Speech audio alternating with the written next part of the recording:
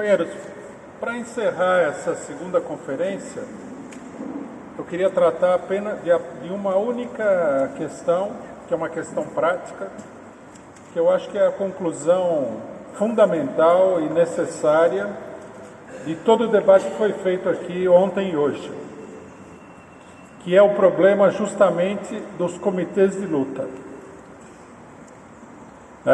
Queria colocar esse problema em perspectiva dentro da situação política que nós estamos vivendo, que é o seguinte: a esquerda pequeno-burguesa e a esquerda em geral, elas têm feito um trabalho de confusão política que não é uma coisa exclusivamente proposital, mas surge da própria confusão política que existe no meio da esquerda com relação à natureza, ao caráter da situação política que nós estamos vivendo, mas que tem levado o movimento a uma grande confusão.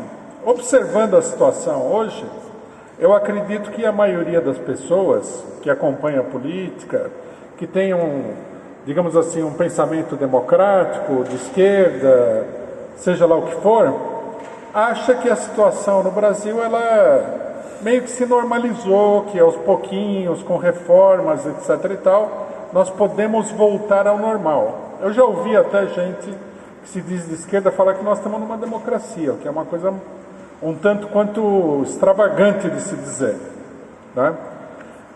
A realidade, companheiros, é exatamente o oposto, Cada dia que passa, durante esse semestre aqui, em que a esquerda ficou discutindo candidatos para as eleições e tudo mais, e está apostando todas as fichas nas eleições e não fez nenhuma mobilização, todos os dias, sem nenhuma exceção, você olha a internet, você lê os jornais e você vê algum avanço importante da extrema-direita. Todos os dias. É a aprovação do pacote anticrime, Bolsonaro funda um novo partido, grupos de extrema-direita se reúnem do norte ao sul do país. Todo dia tem uma notícia que mostra o crescimento e a iniciativa da extrema-direita nacional. E a esquerda está concentrada na questão eleitoral. Isso daí, evidentemente, não coloca nenhuma dificuldade para a gente prever o que vai acontecer no futuro.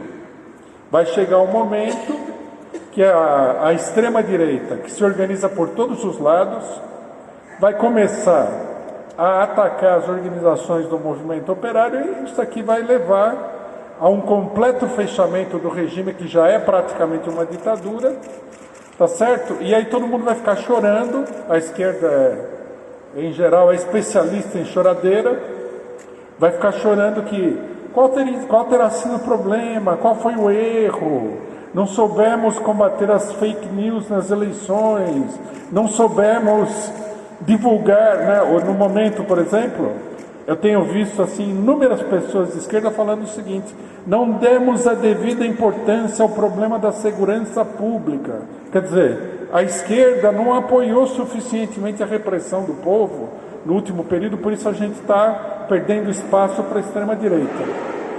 A choradeira não vai resolver nada na vida de ninguém. A gente viu essa choradeira depois do golpe militar no Brasil, depois do golpe do Pinochet no Chile. Eu que sou mais velho, eu conheço isso daí. A choradeira era imensa, porque não conseguimos, porque isso, porque aquilo e tal. Mas acontece o seguinte: a hora que se consumar a vitória da extrema-direita, não adianta mais chorar. Não existe um ditado popular que diz: não adianta chorar sobre o leite derramado? Esse é o problema.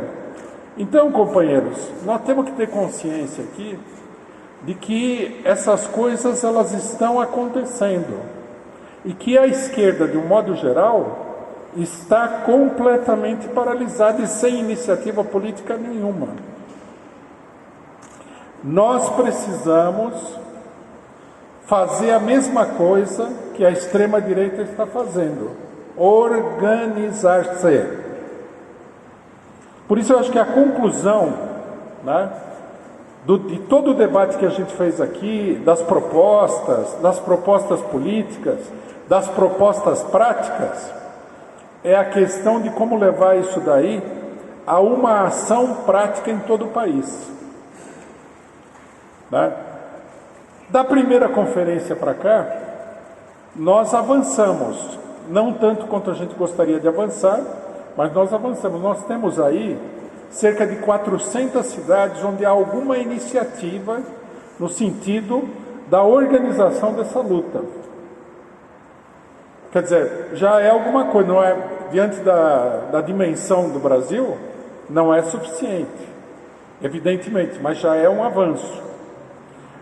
Porém, na maioria desses lugares, os comitês, eles estão mal organizados, eles não se reúnem com regularidade.